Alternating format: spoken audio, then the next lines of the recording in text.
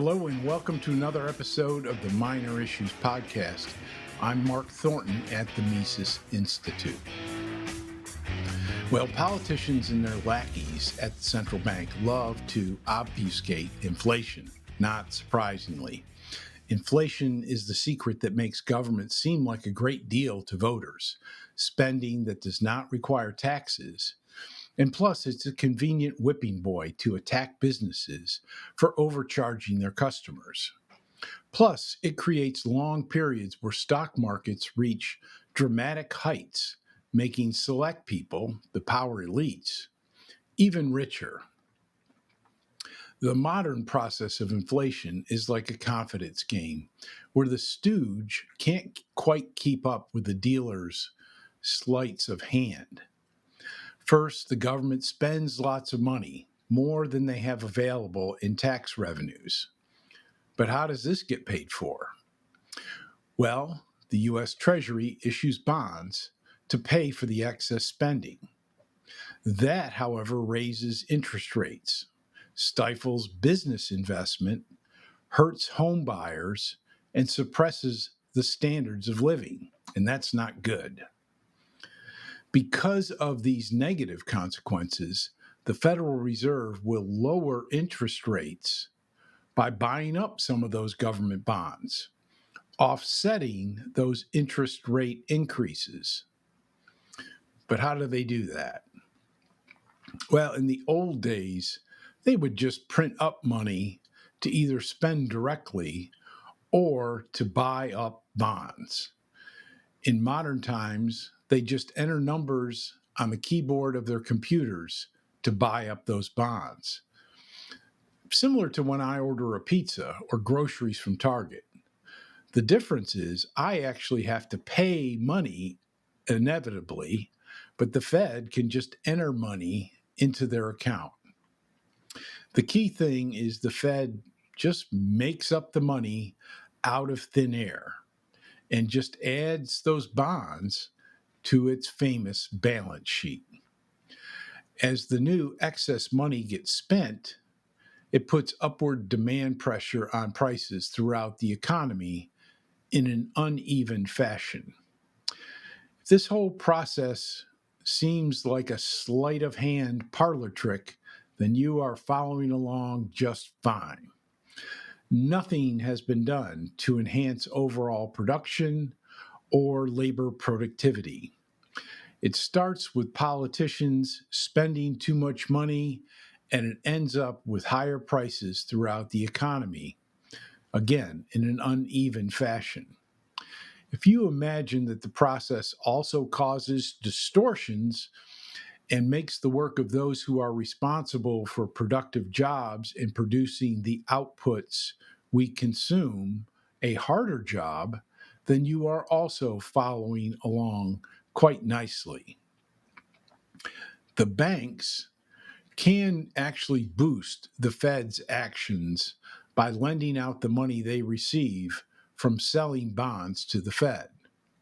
This all happens within a monopoly cartel situation that Congress and the Fed have created for banks.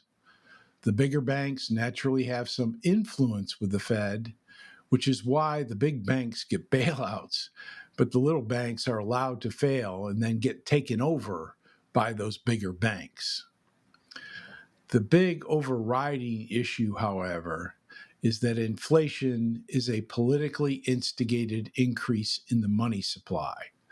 The resulting increase in prices throughout the economy is an effect of inflation, and it's not the only effect of inflation.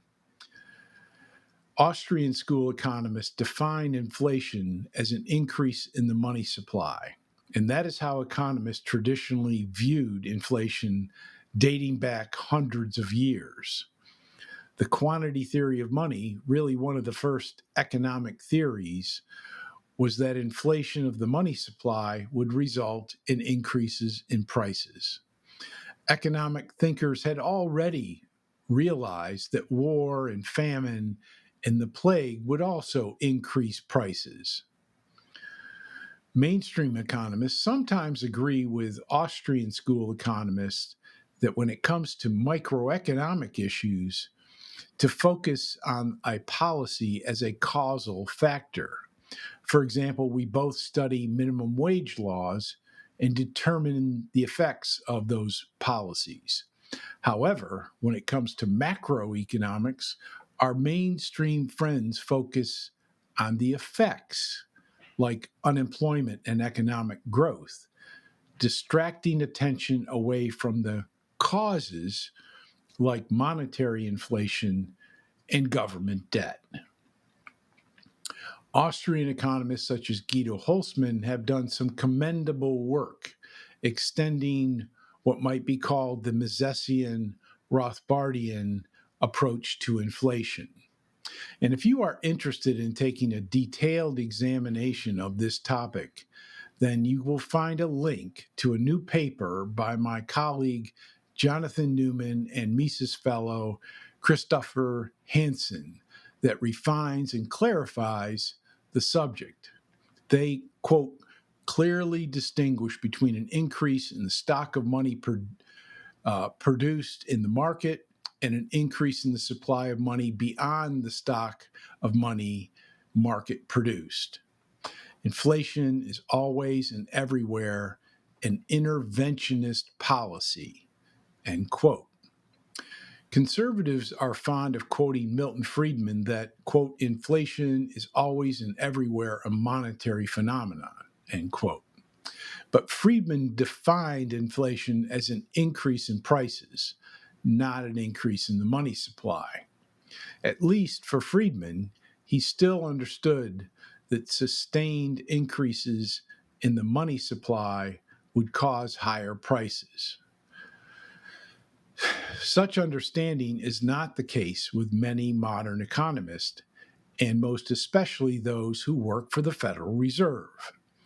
Chairman Jay Powell explicitly argued that changes in the money supply have no dependable relationship with prices in the economy or even the economy more generally. So when you hear his speeches, his press conferences, or testimony before Congress, he will not link the Fed with changes in the money supply or changes in the money supply with price inflation or the economy more generally. Everything is just a crapshoot.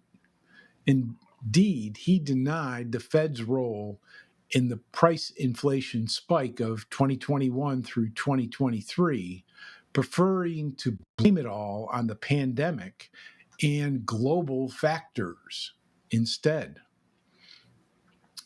While Powell and the Fed were apparently blindsided by that subsequent price inflation, Steve Hanke, who is now a distinguished senior scholar at the Mises Institute, was able to predict that price inflation quite accurately in July of 2021. I leave you today with a quote from the greatest monetary theorist, Ludwig von Mises. He stated, quote, "The most important thing to remember is that inflation is not an act of God. Inflation is not a catastrophe of the elements or a disease that comes like the plague. Inflation is a policy, a deliberate policy of people who resort to inflation."